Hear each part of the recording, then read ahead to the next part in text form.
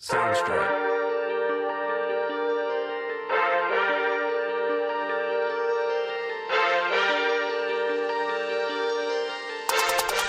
Welcome to South End Supporters of St. Louis City SC podcast, powered by Ready to Live Wellness, and coming at you from the Warrior Logo Wear Studios. Eric Cole alongside the Monday morning center back Dave Wyckoff, as our buddy DH is out tonight. His daughter Scarlett has a playoff game, so hopefully she's crushing it like she has been. But you know who hasn't been crushing it, Dave? And that happens to be Us? City SC right Us? now. Yeah, South End just us in supporters. general. Us in general. You're exactly right on that. Boy, what a wild, just up and down couple weeks and everything going on. But before we get into all that, how are we doing this evening? Good. And I wanted to address, we put out this last week, there was no South End supporters, there was no South End submissions, and we were hoping to do red versus blue, and it ended up being no red versus blue. And we got a lot of nice messages from people about, the funniest one being, if City can take a season off, you guys can take a week off. So we appreciate that, and not like, we are usually unduly burdened by things, but, schedules just did not work out for the two South End supporters episodes, and same thing for red versus blue. But no, we appreciate people that did reach out, and hopefully we can make up for it this week. We are planning on doing 2 episodes of South End supporters and then red versus blue, so hopefully we can deliver, but you never know. Yeah, it is. It's like, it's funny, it's flattering, and it's also kind of like you're like, well, hey, give me a break for a second, when people are like, they'll message you on Tuesday and be like, where's the episode? It's just like, you're like, oh, your first thought is always like, well, what episode? Like, I don't know what you're talking. And then it's like, oh yeah, we didn't get one this week, and we really do appreciate it, because it does mean that there's a couple people. It's nice. It's nice to be. It's nice to be wanted. Yes. Or it's just, I think they're looking for their own outlet to make fun of us at times. That's so I true. think they're just like, hey, I need my punching bag for the week. Where have you guys been? Because I need my therapy for what's been going on in the field lately here. Because City just, the 3-2 loss to Houston the week before at home, thinking they'll bounce back against Dallas. Two, closer to us in the Western Conference teams. You're at home. Especially the way the whole Houston game started out, down 3-0 for most of the game. Right. Doesn't really seem like they show up until Leuven scores a worldie. Then Mackay gets on the score sheet, battle back, a little too late, 3-2, and then you come thinking you're back at Dallas, a team that we've had, back and forth with, not really flying high on the table either. You're at home. I think both of us were pretty confident feeling going into that game.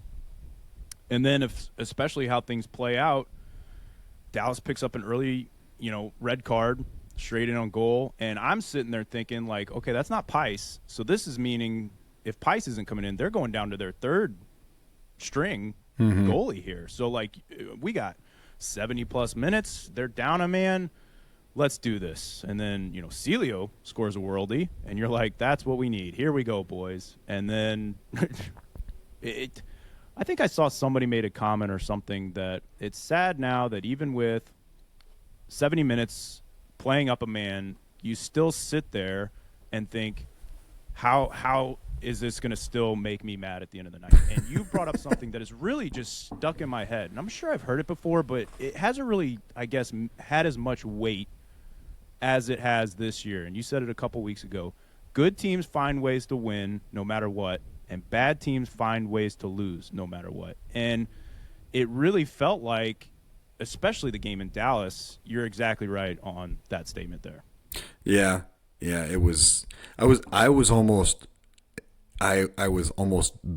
upset that they went up a man, because I could see the way that the game script was going to play out, and I thought that the first 15 before that, I thought they looked pretty good, to be honest. Like I was pleased with the approach and the chances that they were creating. And when Dallas went down a man, it was kind of, okay, I've seen this movie before. I know exactly what's going to happen here. and it played out just that way. I'm just kind of surprised they didn't find a way to give up the game winner, which they almost did. Berkey made an excellent save on a head ball goal in a corner in the second half later on. So first of all, that's clear red, right? Like that's dog so. That's for you. That I couldn't fathom how Dallas was arguing that wasn't a clear red. Yeah, I mean, obviously, anytime the goalie makes any sort of contact, you're thinking. Plus, that far out. My only worry, especially from my angle, being so far on the opposite end of the field, was it was tough to tell. Like, was the referee going to at all consider? Did Klaus have a chance to get to that ball? That was where it was tough from our end. It was like he did have a pretty heavy touch, but I think. Which way the Ray refs, I think, almost should always have it is you can't ever doubt that they wouldn't be able to get that when they make the clear and obvious touch around. Again, it was tough because the angles we were seeing in stadium weren't exactly like the most like you're trying to like see contact through a big screen, and so that was tough. But the fact that I think it speaks volume that the fact that they didn't even call him over, get a second opinion, which thank God because we've that would have for sure been overturned. About how VAR has been with this, but yeah, I think for sure. Yeah, it's not how fast Klaus is or how fast you think Klaus is. It's if the goalie doesn't take him out, is he denying him the opportunity to get to that ball and to score a goal? And you can't assume anything at that point. Right, you can't assume that the defensive player is not going to fall down or all of a sudden pull up lame or Klaus is going to hit turbo. Like that's it. To me, it's very easy. Now, if he touches the ball to the right, it's probably a goal instead of going around to the left, which whatever momentum. He had a better idea of where the ball needed to be touched to go around. But yeah, clear red. But again, like once it happened, City. They have not shown the ability to be a team that unlocks a low block all season, and really for 3 seasons. So I was not feeling confident until Celio scored that goal, and then it was kind of okay. Now Dallas has to play open. Now they have to press, and lo and behold, I can't remember who it was. Like the goal is on Durkin because Durkin turns the ball over. Yeah, but terrible touch, whoever gave him that ball is equally culpable because that's a ball that just needs to go up and away. Like high press, you're trapped in your corner. Send that ball into the 200 deck and live to fight another day. You don't put a center midfielder in a spot to where he has to full speed control that ball. It's just symptomatic of just the whole season, right? Like just breakdowns in simple positions, and just immediately it was their first 5, next 5, last 5, man. Every time, it's every time with this team, like the letdowns, and then what did it end up being? 43 shots total, 45 shots 43. total. Yeah, 43 shots like 15 total on goal. Yeah, and like good on their backup keeper. He made some really good saves, but. That's a game that you have to win easily, man. And people are pointing to the fact that all they did was whip crosses into the box. And listen, I get that, but this team isn't capable of doing much more. I mean, you don't have the guys that can unlock the defense with their dribbling, and you've got some height and some guys who can cross the ball in. On a different day, they may put 2 or 3 head balls in the goal, but it didn't happen. And it's 3 points gone, more points lost from a leading position. We really need to look at going back to last season if City is still in the top 2 or 3 in teams that have lost points from leading positions. They've got to be top of the league. Oh, that wouldn't. I wouldn't put any. I'd put money on that for sure. Yeah, I mean, credit to Jackson. He came in and did make some stellar saves. So you do tip your hat to that. My issue with the 2 games is kind of this, and this is where it's showing a team that's just maybe lacking confidence or overly confident. It's one of the two, and it's kind of a mix between the 2 games. Nobody showed up for Houston. It just was like 3-0 before you knew it. It just didn't seem like we weren't finding any of the players that we needed to find. Leuven couldn't get on the ball. Hartle was, you never heard his name said throughout the night. Same with Klaus. It was a lot of back and forth between the defense. Just nothing. Nobody had that urgency to really like open up and get themselves the ball. There just wasn't that feeling, which is so frustrating when you're at home. Like that's where you should want to feel like, let's take a risk here because we've got the home fans behind us and we can push it. And the thing that's just so frustrating is nobody shows up. 3-0. Leuven hits a worldie. Even then, the team was still like, all right, we somewhat got the crowd back in it. Then Mackay gets on it. And then all of a sudden, for the last 10 minutes, people show up. And it's like, where's this energy been? Where's this been, this runs off the ball? Where's this trying to find themselves in space been all 90, or at that point, 90 minutes, because even into extra time? That was what was, like, frustrating with the Houston game. And then I may be overreading it, but it just had this feeling within the stadium and what seemed on the field was after the red card and then Celio hits it, it just felt like we've got this. We've still got 60 minutes. They're down a man and we're up. And then to your point, next 5, we let off the gas. Yeah, it was a misplay in the backfield, but still that's letting your foot off the gas. I believe it was Leuven played it to Durkin, but yeah, it's just you're putting your when you're up a man especially, dump that. It's a hospital ball, man. There's no reason to play that ball right there. Send it into the second deck. And you've got the numbers. So then you get back and shift yourself into place. And then they bounce right back. And it still just almost felt like, I know we were putting chances on net. Don't get me wrong. Obviously, 43 shots. I think it was like 15 on target. 14 on but goal. It just, yeah. Was it 14 on goal? Yeah. But it still just kind of felt this like feeling of like, we still got time. We still got time. And it wasn't until like, you start getting into like the, all right, 75th minute, we got to get one here. And then you realize, hey, Jackson's just playing on one of those nights where, nothing's getting in there. And then obviously, Dallas has always been pretty prevalent of this, especially at home, it feels like, against us. But they're obviously going to do any delay tactics that they can. Oh, my God, man. Extend the game. And I know it was over the top. I think at some point, I'm more mad that there wasn't a single yellow card issued. I think two things need to happen to, I think they need to adapt the Premier League's system of the goalkeeper holds the ball for over 8 seconds, just automatic corner. Get rid of that. It'll do with that. But I think it also has to do something with when the ball goes out of play, maybe you have 12 seconds to get it. There has to be some sort of incentive. And then I understand that it probably is something that they have to do. I don't like seeing, and I don't know if you could pick up, probably not on TV, but the ref giving the big numbers like up in the air. And it's just like a quarterback trying to milk the clock. He's sitting there and he's waiting. He's like, all right, I'll kick this in 3, 2. No, you should make it the emphasis on them to keep track in their own head, because otherwise they're just going to play the clock. I think just to get rid of that. Now, I am not at all putting any of this on Dallas's delaying tactics. I would 100% expect City to do the same if the roles were reversed. You still got to be putting these balls away. He did make some great saves, but there were still many of those opportunities where you're thinking, man, that's got to be put away. That's got to be put away. Or there were still many instances where, like, I remember there was an instance where Falu played in Hartle, and he just let the ball keep running in the box. It's like, hit that first time, because then he ends up hitting it, and it's like, you have no angle on that shot. Like, there's still, like you said, we're not opening up this low block sort of defense, but it really was just – it just felt like after the Celio goal – even in the stands, it felt like just kind of this, like, we're fine. We got it. We still got plenty. We got 70 minutes, and they're down a man. And then the problem is like, we wait until it's too late.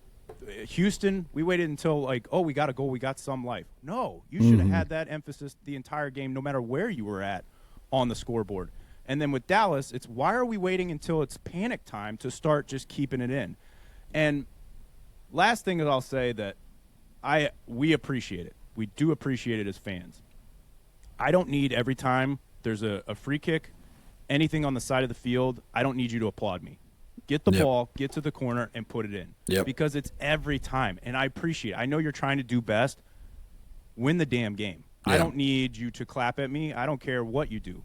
I'd rather you put that ball in and get things going, have a little urgency, and because that's what I want to feel. I want to almost feel mad that you're not acknowledging me because you want to win so bad. That shouldn't be on your mind when you're still tied. Urgency is the right word. Urgency is the perfect word. A sense of purpose, a sense of hey, let's get this done so we don't have to mess around with a team that's down a man and give them life. Like one of the cardinal rules of sport is that when you have a team wounded, when you have a team outclassed, you don't let them stay in the game. And that's what happened. They scored the first Celio goal, and the Celio goal was a product of a quick play and a sense of urgency, and they made it happen on goal. Great goal. Then that all went away. Then it was, hey, we're gonna try to play, tiki-taka here. We're gonna swing the ball around slowly and move really very deliberately, and nobody's gonna challenge in the channels, and nobody's gonna take anybody on one-on-one. Nobody's gonna take the responsibility of going at goal and make something happen. It's always a deferral. It's always a second or third pass that doesn't need to be made. I'm thinking of one chance in particular that Betcher, to his credit, almost scored, but he was not in a position to take a one-time shot. He just happened to be the guy that wanted to do it. Just nobody, this is kind of the story of the season, is nobody wants to step up and take the responsibility for being the hero or being the GOAT. And that's a major problem. So, the good thing is you were playing well. You were playing well prior to the red. You didn't lose. But other than that, I'm hard pressed to find silver linings to a game where you should pretty easily come home with 3 points. In the Houston game, I'll just say I was in Chicago for one of our friends' bachelor parties that weekend, and I was trying to monitor the game on my phone. I was listening to it, and the first half was all I could muster. It was all I could do, and then it was all about watching the Southsiders and the Yankee fans that were there. I gotta say this real quick, and this is so off topic, but if you've ever been to, I think it's called a Rate Field now, on the south side, on the bleachers, it's kind of a shit show, man. Like it's kind of like they took the Raiders black hole and put it in a baseball stadium, and then you throw in the Yankee fan clowns. There was more entertainment in the bleachers than there was on the field. It was pretty wild. Security had their hands had their work cut out for them that night. They had their hands full. So anyway, that's neither here nor there. But that was about all the entertainment I got about during that City game. It's kind of funny that you say you almost found more entertainment off the field than you did, because I was waiting to tell you guys this, but in the Houston game, that's where it became for me, especially through the first half, down 3 or into whenever it became 3-0 and City was showing no sort of life. There was a gentleman that was seated in David's seats, and it must have been an early dating experience with this gentleman, and let's just say the game talk has changed a little bit since back in our day, and so I took a couple of notes of some of my favorites that I had on here. Oh, I can't wait for this. I hope that guy listens. That'd be so great. I hope he does too. One was, did I tell you what our fantasy football punishment is? And apparently, oh man, they were talking about a couple. One of them was like they were gonna all go to a store, and each person picks out a bumper sticker, and the loser then has to put all those bumper stickers on the back of their car for the remainder of the season. Another one that I saw was, or that he said was, the loser would have to then enter into a bodybuilding competition with only 2 weeks of prep time, just enough time for the sign up. I love all that type one. of stuff. I love that one. And so that was one topic that he decided to bring up. Another one was, have I explained to you the origin of Joe Klaus's name? And then this was a date. It was a date. I mean, it had to have been a date. The way he was definitely seeming, it came across for sure like first or second type date. They were still pretty early in it. Or last. One of them is one of my favorites is he goes, they just got to get it in the mix more. I know I could. Did I tell you my indoor team is 3-0 right now, and we're definitely going to push for the playoffs? Was that one of our teammates? No, I had to almost do a double glance down there. It's like, you fellow warrior down there? You a warrior? What's going on?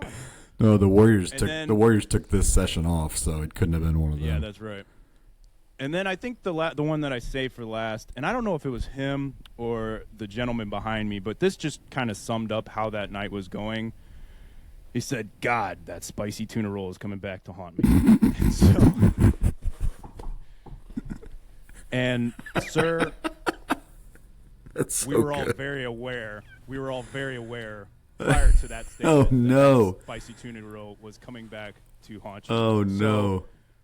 I think that, to finish out the rest of the season, that might be the game I play, is just like what's the South End sayings around me, and just keep my ears open, because honestly, like, there were a few people that were definitely going before the 80th minute, before Leuven hits it, and so it made it a little easier to hear that conversation. But I was just sitting there, kind of like just giggling to myself, thinking like, she's laughing way too hard. This can't be working, is it? I'm thinking like, man, like. But when he pulled out the indoor line, that one was where I was like, "Oh my god, dude, I got to start writing these down." That's So or that or was- just or micro or having a portable microphone with you. That might be the play. Sounds of If I could- sounds from the South End, Derek. Oh, they'd be perfect. If I could have had sound bites for this show that I just played in here with that, and especially the God that's tuna rolls coming back on me. That one, like, it was one where I think he thought it. Like some people don't realize how much their voice actually carries. Yeah, I think I'm he one of really those. thought Yeah. that there was only going to be one person that heard it, but yeah, I think. And once he said it, I was just like, "This is the perfect, like, this sums up City season right now." Is like, That's such a bummer that God, these. you were there by yourself and none of the rest of us were there to hear it. Like, that would have been just classic. Oh, it would have been like, you or David probably would have been like, "Hey, what are you doing on Monday nights?" Yeah. to have you, Yeah, on we're gonna the have show. him on the show. Yeah. Little breakdown, like how the rest of the day I'm go? curious. Did it work out? I'm curious to I would have had so many questions. Not for the dating couple, because that's just, well, it could go one of two ways. Either that is the first and last date, which is, I think, that's probably a 90-10 percentage-wise. But if she sticks around after that just array of conversation, then she's really interested, and they're probably going to be sure. together forever. Like, it was fantasy football, indoor soccer, and what was fantasy.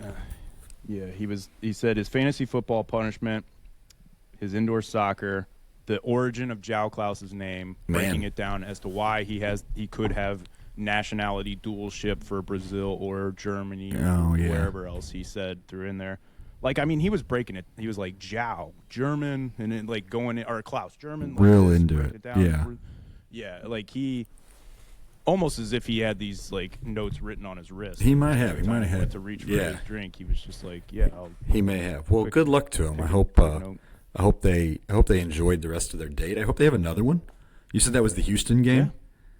Yeah, if this is like that could be fun. A little missed connections. If you do happen to listen, and Yes. you were that gentleman Or that I'd lady. love to hear from you in our South End or the lady. Oh, we could in those South End submissions. we could have like That a would be- South End dating game. Oh, that'd be great. That'd be so fun. And the other part of this is I'm confused about how spicy the spicy tuna roll would have to be, because I've become much more of a fan of sushi and I enjoy a spicy tuna roll. However, I've never had one that was on a spice level where I was worried about the after effects of it. Now, I'm with you. that's my concern. I think that you lose. I don't think you want too much spice in your tuna roll. No, personally, I prefer a nice dragon roll, or I had a tiger roll the other day. It was lovely. Yes. I do like a spicy tuna roll, though. I like the crunch also. I've been craving sushi. I'm wondering if lately, a little, man. maybe a little wasabi trickled its way onto said roll. Oh, he Got might have the put too much acknowledgement. wasabi on there. Now, that's a different story. If you don't know your limitations when it comes to wasabi, then that's your own problem. And if your wife the first time you try real sushi happens to not tell you what effect wasabi has on you, and you just slather that thing on, you're going to have a bad day. Did I tell you? Have you ever heard my wasabi first No, experience? no. Is it similar? Yeah, it was actually sort of that whole ordeal. It was on DH's cruise, and it was one of the few times that I was able to get food down on that cruise because of the copious amounts of alcohol that were drank. But I went and I was sitting with, I believe it was Jenkins and Hartle. Or Hartzell. We're not we were not friends with Hartle Marcel Hartle. Yeah, Hartzell. And it was Hartzell who had said, "You ever had wasabi?" And I go, "No." And I didn't know anything on wasabi. I didn't know it was spicy. Mm-hmm. I didn't know anything. He goes, "Dude, it's good." He's like, "You got to try some here." And he gave me a ball of it. Oh no. And I just spooned straight to mouth and was just like, "Dude, I'm going to throw you off the ship because you did that to me." Like, this was just That was like brutal. Well, your sinuses were probably clear after that. Oh, I was seeing the next island before we were miles out from Yeah. port. I was just seeing sounds at that point. I was just in a world. So of hurt. mean. I mean, That's such and so that was my that's your introduction so now, even to this it. day, Yeah. I won't dab nothing of wasabi. Oh, you got to give it another Had shot. enough for a lifetime. You got to give it another shot and use it in moderation. It really does. It really does bring it all out. So that's good stuff. Good sushi talk. Yeah, that was great sushi talk. Yeah. Anything else that beats bad spicy tuna roll coming back on you? No, As that was how about City's it. I'm been really performing glad that lately, or you. is that- I'm glad that you found entertainment out of that game, though. That is good. I think these last couple home games is going to be more my focus. People While watching, still watching yeah. and supporting. It's also going to be like, let me just take this in, because Yeah. a lot of it too is a lot of just people that are newer Yeah, to that's going good. to games because of the That's good. overturn of it. So good chance I won't ever see it again. But I hope that that's Yeah, the case. I hope that people still go and have fun. I know that we were talking about going to the LAFC game. I want to try to make that one, and then we do have tickets to the Real Salt Lake game, which is the final game of the season. So I hope everybody just goes and has a good time. There's nothing really to be excited about at this point. I mean, I tweeted through our account on Saturday, or maybe it was yesterday, the only thing that would make this season exciting would be a relegation battle. And I'm glad that we don't have to go through that, because I would not be feeling confident. Wooden spoon, it is what it is. It doesn't really mean anything. You don't lose anything because you're the worst team in the league. You get the number one pick. So there you go. Yeah, it's more of that embarrassment. I do want to say something real quick on, like, speaking of just going to games and experiencing it. I unfortunately saw. I want to shout him out, Alan Anani. He's written in a couple times. Oh, yeah. South End Submissions. Good dude. I did not see his. So the problem is, for Instagram anyway, you're either signed into my own personal account or the page's account, and when I'm signed in my own personal account, messages don't always pop up that we receive through the South End account. And he had messaged us and just said, "Hey, I'm going to be at the game tonight. Love to meet up," and all that type of stuff. So I truly do apologize, Alan. I saw it, days later afterwards, just because with games and performances like that, I tend to just try and get as little of city news coming my way. So I'll try and check out. But I apologize. Would still love to meet. Hopefully you have tickets to any of the last home games. Please message us again. Yeah, I'd love message to us meet up again. and say what's up. But I do apologize for not seeing your message before. But so City, again, past two games, 3-2 loss to Houston at home, and then the 1-1 draw to Dallas at home as well. They will take their game on the road this upcoming Saturday, the 13th. They will be heading to Montreal to take on CF Montreal, probably the most forgotten team, I would say, in the league. As far as every time they pop up, it's like, oh, I forgot Montreal has a team. That game will be a little bit earlier, 6:30 kickoff time, and we'll kind of have hopefully a preview of that later on this week. But I've been getting plenty of stress out here lately. Really been needing to have a nice, good outlet. And I've had the perfect place to go. I've been checking out Ready to Live Wellness, and I think you should too. no matter what your goals that you have in mind, they will tailor them towards you and making sure you're doing it in such a safe way as possible. And they host so many great, good events throughout R2L Wellness. They just had a huge Fit Fest hosted there this past weekend. I think they said it was like 60 some odd vendors last year that they did it. They had 600 people come through the door, and they were hoping to beat that this year. So many great giveaways, so many things that they host throughout there. They've also had Ruck and Coffees where they just meet up on Sundays, put on a weight vest, go grab a coffee, and just walk around with each other and bond. It's a lot of good things just outside of the gym as well as in. But within the gym, you're going to get so many great results. And, again, making sure you're doing it safely. So many great options: CrossFit, bodybuilding, personal training, Pilates, yoga. It's all under one studio, as well as PTs, masseuses, and body movement specialists to making sure you're all moving the best you can. Only one place to go. You got to go check out Ready to Live Wellness at 1530 South Kings Highway Boulevard, and check them out at r2lwellness.com. And as well, Dave, maybe we need to get some, like, paper bag T-shirts printed up, or maybe like a wooden spoon with like a cross out of it, hopefully, for these last couple games. Where can people go get some good custom shirts to maybe fill out the last couple Well, they can games? go and check out our friends at Warrior Logo Wear at 12 East Main Street in Mascoutah, Illinois, for all their good team or bad team sportswear needs. I like the idea of a paper bag stocking cap. I think that would Yeah. sell.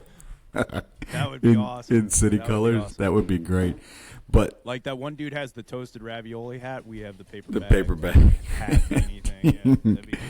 But I like that idea. for all your individual and team sportswear needs, Warrior Logo Wear is the place to go. They are a proud veteran-owned business, and they bring the same dedication, discipline, and attention to detail from their service time into every one of your projects. They've done a ton of custom logo or custom web store setup this year. I think Chris told me something like almost 150 custom web stores this year. They can help you with logo design. It's a fully customizable online store with your products featuring your logo or a logo they help you design. With no order minimums, they are the perfect place for any size event or company to fill those sportswear needs. So check them out, warriorlogowear.com, or on all the socials. We're at Warrior Logo Wear on Twitter, capital W, capital L, capital W. At Warrior Logo Wear, all lowercase, on Instagram, or at warriorlogowear.com, the official swag sponsor of the South End Supporters. Every time you do the live read for Ready to Live and you say body movement, it makes me think of, have you ever heard the Beastie Boys song called Body Movin'? Maybe. I'm sure I have. Wait, timeout. Is this a setup? No, Is it would have been. Chelsea's song, It would have been the Chelsea's perfect song going to play? It would have been the perfect setup. No, it's Dude, not. You just weren't making eye contact with me, and I was just like, dude, if he gets, shame on, fool me once, shame on me. Fool me twice, shame on you. Fool me 5 times, then that's when you just gotta. I'm sub so yourself glad. out of the podcast. I'm so glad that you're that paranoid. That I've got you on edge. No, I'll play a little bit. I promise you that this is not the Chelsea song. This is Body Movin' by the Beastie Boys. Ready? 1. You will do this 4 times with the left, 4 with the right, then 8 times with both, then repeat. I think of this every time you do that live read. Really? No, I don't know if I've heard this, but man, Beastie Boys are so underrated. Yeah, They're that so was good. that was So one of underrated.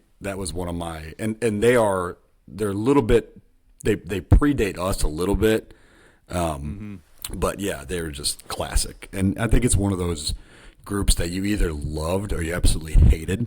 But I loved them. They had so much just swagger. And yeah, it was great. But yeah, I'm really glad that you were like just as like ready to just pounce with the mute button. But no, not this time. But hey, that's a future thought to sneak it in. Talking about playing a song.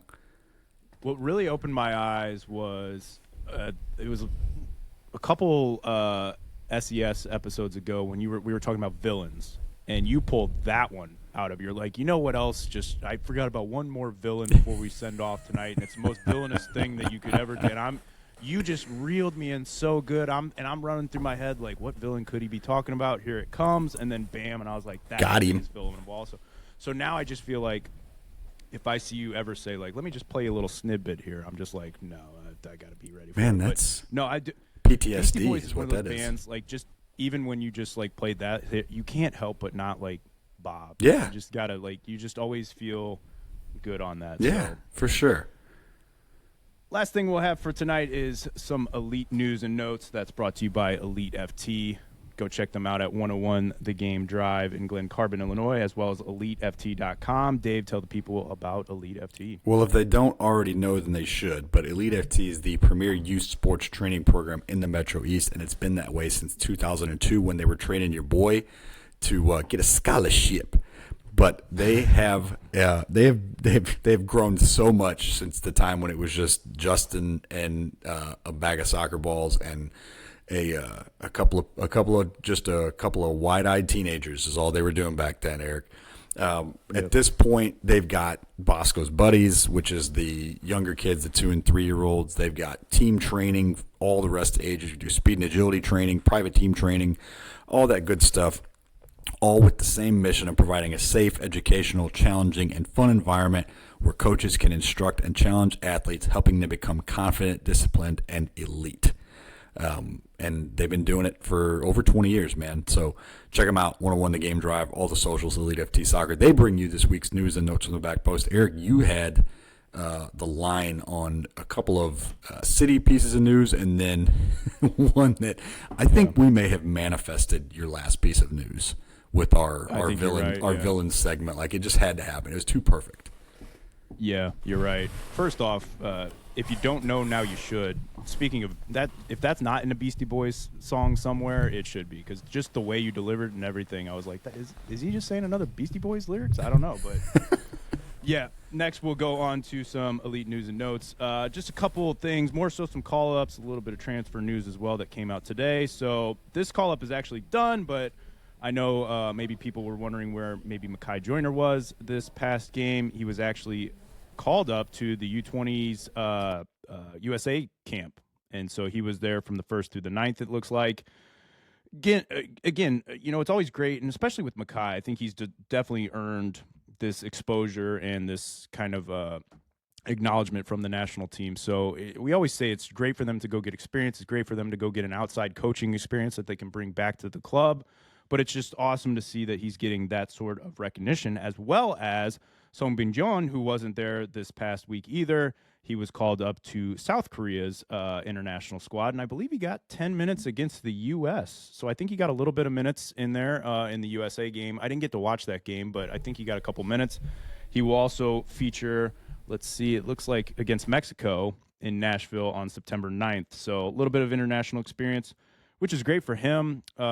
You know, South Korea has really grown over the past couple years. I would say, you know, obviously Son for Tottenham, well, LAFC now really kind of helped spark that sort of push that the national team has received. So good for him. He's going to get a lot of good experience out there international-wise with talented players as well. And so, again, it's just good that they're getting that acknowledgement, and it's a bummer when you lose them. But the way this season's going, I think you'd take them getting that international experience. Yeah, 100%. Rather have them off killing it with the national team. Yeah, South Korea made the United States look like an MLS side, which is what they were, to be fair. But it was very, very cool for Sungbin to get some notoriety, some PT, and to get out there with Sonny, man. That's pretty awesome. Yeah. Like, at some point, somebody needs to interview him and ask him about Sun Hyung-min and some of the things that he's picked up from his game. Oh, yeah, for sure. Especially being out on that wing, really using the pace, more so especially with his younger days and just dribbling at defenders. I hope he's getting a lot of tips. You're exactly right on this international break and kind of picking up from there. Next, we had some loan news as City SC loaned defender Joey Zielinski to the Indy 11 USL side for the remainder of the 2025 season. It sounds like that'll be pretty short loan. I don't know how much the USL season still has left to go, but he needs game time. And this is what we've always talked about is the struggle when you have a lot of these young guys that you see a lot of promise in, but you just can't quite jump on getting them game time at the moment. He was falling, a little bit down the order, especially if he was going to play that right-hand side because it's either Wallum, Tots. I mean, just struggling to get the minutes. So good that he's going to be going there, getting some experience, getting some minutes, and hopefully, just continuing to kind of build what hopefully they saw in him when they drafted him. So good for him. And then the last thing that I had, and it'll kind of be the talking point to kind of help wrap up this show, is the 2025 Leagues Cup final happened, and Seattle Sounders dominated the Inter Miami, but not really as much the talking point from said game as post-game, just a whole scuffle breaks out, kind of leading the charge. And what Dave alluded to as we were talking about how we may have manifested this was Luis Suarez, who again walks up to one of Seattle's elderly, we'll say, coaches as well, older gentleman, gets in his face, really been talking. He also had somebody else in a headlock before this, but then the camera zooms in, and he, in turn, then spits in that coach's face. And let me just break you down. I talked last time about the many instances of Luis Suarez and just, his villainous history, we'll so call it. So let's see. In 2010, he received a 7-match ban for biting, for a biting incident. In 2011, he received an 8-match ban for racial abuse against Patrice Evra for Liverpool United game. Then in 2013, bit somebody again. Received a 10-man badge for biting Bravos. Now this is not a toddler, correct? This is an adult Luis Suarez. No, and Dave, you're just not going to believe it. In 2014, he bit Giorgio Chiellini and received a 9-match ban, international ban, 4 months on all matches, and now he has just spit in the face of a coach. My question, and rumor has it that all he's going to receive is a 6-match ban from the Leagues Cup, not from MLS play. While MLS is still, they said they have the right to dole out further punishment. 6-match ban for a tournament he's never going to play in or cares if he plays in again. This is his, 5th incident since 2010 of just assault, basically. Biting, spitting, racial abuse. Like, at what point do you just ban this guy from football? It's unreal that this is where they thought the punishment should be. Is the least amount, a 6-match ban? I mean, and then I'm also seeing rumors of apparently Messi was getting into it with a young Argentinian international. I can't speak on this for either side, and this hasn't been confirmed, so I'm just spouting rumors here or just things that have been talked about. But apparently he told this kid, as long as I'm involved with an international team, you'll never see play for Argentina in any light. And the problem I have with Inter Miami really all year, and I understand you're a fierce competitor and you hate losing, but every time I see him lose, Messi just never seems to want to shake anybody's hands, or he's in the ref's face, or he's doing some sort of incident like that, or he's trying to cause trouble. Suarez is just as bad with all his type of stuff, constantly causing.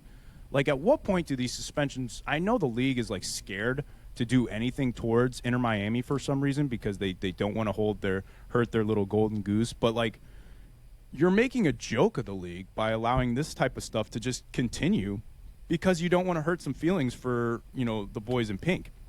It's just crazy to me that and again, it's all up. There could be more coming down the pipeline. I highly doubt it, but I hate when players. I understand it's frustrating to lose. Trust me, we're getting very used to it on this side of the MLS with the podcast.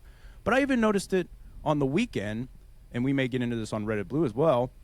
What was it, Bournemouth that beat Man City, and Pep just walks straight onto the field, doesn't shake the other manager's hand at full time. At some point, there has to still be some sort of class within this game when losing comes. At least a handshake at the bare minimum, and then you walk off the field, do whatever you want behind closed doors in the locker room. But Twellman put this the best, and I rarely say that here, but you had 90 minutes to settle that on the field. Once the whistle blows, I look at it as a UFC fight. You have 5 rounds to air out all your grievances and get things done. After that, you just go your separate ways. And I cannot believe that we're talking about another crazy incident like spitting in the face of somebody from Luis Suarez again. It's just crazy to me. Well, let's talk about him first. First of all, the League's Cup is kind of comical that they get that and this is clearly one of those things where, like, okay, they know that he's not going to play in the tournament next year, so it doesn't matter what the number of games is. Well, if it doesn't matter, then just ban him from the competition. Like, if you're going to hand out a suspension that doesn't mean anything, at least, like, try to show some sort of, spine. But they won't. Yeah. The MLS, same thing. They don't have a spine. Don Garber doesn't have a spine. He only cares about enriching the league. And the way to do that right now is to keep everybody at Inter Miami happy. It's the same reason that they only banned Messi, they only suspended Messi and was it Jordi Alba for one game for basically middle finger to the All-Star game. It's the same reason that they've bent the fiscal rules so Messi could bring his little bodyguard in. It's a joke. It's disgraceful. It's a farce of it. It's not a serious league, and we kind of say that jokingly, like when we talk about like VAR and the shitty referees. It's not a serious league. They're not seriously interested in the quality of the product at this point because they were fortunate enough to catch Messi at the end of his career, and quite honestly, it doesn't feel like they're preparing for a league without Messi, because when he leaves, when Suarez leaves, when Jordi Alba leaves, when Busquets leaves, you're still going to exist. And which team then is going to curry that favor? You know what I mean? Yeah. So that's, and if Inter Miami had any self-respect or any integrity at all, they would impose suspensions on all those players involved in that. But they've shown they don't have any integrity, so they won't. Suarez should be banned from the MLS. Like, it's very easy. Every time you step across that white line, you represent Inter Miami and you represent the biggest league in North America. Your conduct and the way you carry yourself in front of millions of people directly reflects upon an entire league. And the fact that you got your ass whooped, let's make no bones about this, by the way. This wasn't some 1-0 victory that was aided by a PK or a couple of favorable calls. No, Seattle Sounders are the better team, were the better team on the night. They whooped that ass. And like you said, you get 90 minutes to settle that game, and you didn't. So get the hell off the field because you got mollywopped, and you're going to have to deal with that. That being said, he should be outright banned from the MLS. Like, I don't know that any other player with a history like this would receive any sort of benefit of the doubt. I can't imagine with the current climate in any of the big four leagues, a player that did this the first time. I mean, we'll find out. The defensive lineman from Philadelphia, Jalen Carter, spit on Dak Prescott opening night. I fully expect him to get 4-game suspension, which is a quarter of the season in the NFL. That's a pretty serious punishment. At the very least, I would expect Suarez to get double-digit games, but he won't. They'll find some reason to do it, or they'll wait until they know he's not going to be back next year, and then they'll give him, 10 games, 15 games, whatever it is. It doesn't matter, but he's not there. So that would be my recommendation is he's banned from MLS. Now it won't happen. Maybe there's some rogue MLS defender out there who will do the Lord's work and go in boots up, because there's nobody that's ever deserved a double boots up tackle more than Suarez, ever. Yeah. And here's the biggest reason why you have to set an example, because then if you don't and it happens again, and then with a different team, a different player, they're, let's just say they do it in Leagues Cup and then MLS decides to step in then. Imagine the outrage that team is going to bring forward, being like, wait a minute, with the and then it's just going to really amplify the whole the league only favors Miami. You have to like set an even precedent. And an example that also came up, kind of involving me a little bit with the red versus blue stuff is, did you see the whole thing with Grimsby Town as far as like apparently they registered a player late, that player played, in history, a team that has ever broken said rules, people have said, they're out of the tournament. And there's a big talk now of like, well, do you still carry that out because it's Grimsby Town? But then people are saying now, would you be saying the same thing had it been United who won the game? Then you find out they put – so then it's a tough thing to where it's like, yeah, I fully agree. Just let Grimsby keep going. We don't deserve to be in it. Or if you pull Grimsby out, Man United's back in it. I'm totally fine with that. But you have to stay on the same precedent because then other teams will try and take advantage of said precedent going forward and use that as an example of why not. Yeah. And the other thing is like fifth instance. Like it's an easy. Like we got to make an example of this guy. Because and these are just the ones that he's been caught doing too. By the way, these are not. 100%. This doesn't include everything that that he's done that he hasn't been caught doing or hasn't been outwardly punished for doing prior to that. I mean, think about his time. Think about all his time with Liverpool and all the bullshit that he got away with when he was at Liverpool. Like it. Yeah. Oh yeah. It's just a joke. I like to look at it this way. If that coach had done that to him, we'd never see that coach in the MLS again. He'd be gone. You're right. He would be blackballed, never allowed to coach in the MLS ever again. It's the double standard. Yeah. It is what it is. It's what you deal with when you're part of a non-serious league that is really only interested in bottom line first and not actually interested in growing the game. Then this is what you get. And they need to realize, I understand you want to protect your little golden goose in Inter Miami, but that was one of the few times all year that I've seen across all sports websites, social pages or anything that the MLS made news. Yeah. And you got to realize this is the time that they're making it, but it's in a negative way. You don't do it, then you're really emphasizing the whole. Yeah. Congratulations. You made news because the biggest piece of shit player in the history of North American soccer did what he does. You're just lucky he didn't bite anybody this time. I mean, can you imagine if he bit somebody a fourth time? Listen, and I just want to say this at the same time, like he's never had those beaver teeth knocked out for doing any of the things that he does, and I can't believe it. Like, are you like me? Like, if somebody spits on me, like, oh my god, it's on, right? Like you're catching a case, right? Like, because I am. Like, I can't think of anything that would make me instantly go full rage other than another man doing that. Like, it would be over for him.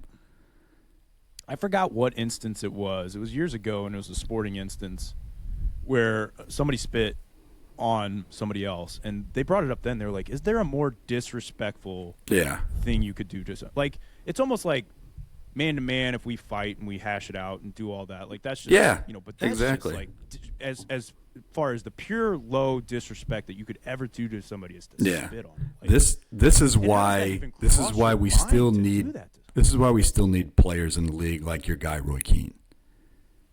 We need those enforcers. I was thinking about this when this happened. I was thinking about this too. Like back in the day, you remember Vinny Jones? Mm-hmm. He was Euro trip. I remember like watching highlights of him, and it was just all his tackles. And I think maybe like 3 of them were below the knee. Like he just a foot in every time, and he was going to make you remember him any other time you came across the middle of the park. One of my favorite highlights ever was it's like one of Roy Keane's early games for United, and they went up against I think he was playing for Wimbledon at the time. And that back and forth between those two, because Vinny Jones kicked him like pretty much above the knee. I forget where.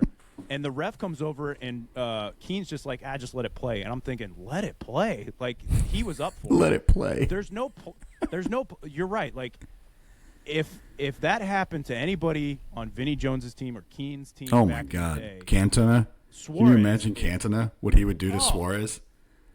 Oh, Karate Cantona is making a comeback with that flying kung fu kick. Like, there's no doubt about it. And the other thing, too, is maybe they didn't notice it or notice what happened. If I'm a Seattle player, I'm going over there and saying, forget this season. Yep. I'm laying him out. Yep. You don't do that to one of my coaching staff and, anything like that. But, Vinny Jones, you had you mentioned Euro trip Have you seen any? Have you ever seen any other movies that he's in? Any of the other, like the Guy Ritchie movies that he's in? No, I actually hear he's pretty good though. He is fantastic. So he's in Snatch with Brad Pitt, which is a great movie. Jason Statham, great movie. But he's also in another movie called Lock, Stock, and Two Smoking Barrels, which is a Guy Ritchie movie that he's. I think his name is Chris something, and he's just badass.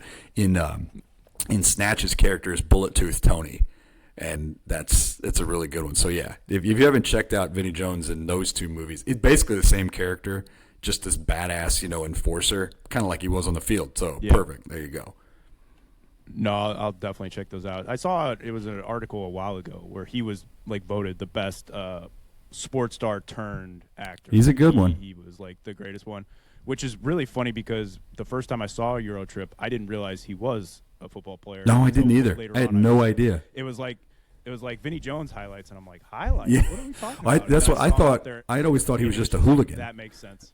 I had always thought he was just a hooligan that ended up in that movie. He was an actor, but he had been a hooligan before.